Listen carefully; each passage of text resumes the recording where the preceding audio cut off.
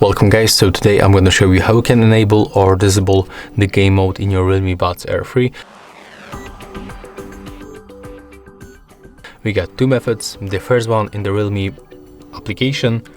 So select your earbuds, then scroll down and click right here on the switcher to enable this option or to disable. And there is also second method how to make it. So we have to go for the button settings. And as you can see, we have the left and the right earbud action. So when you touch and hold, we'll be able to enable this game mode. Okay, so the second method, it's about holding both earbuds in this place. So take a look. As you can see, currently it's turned off. So click and hold right here. As you can see right now, it's turned on.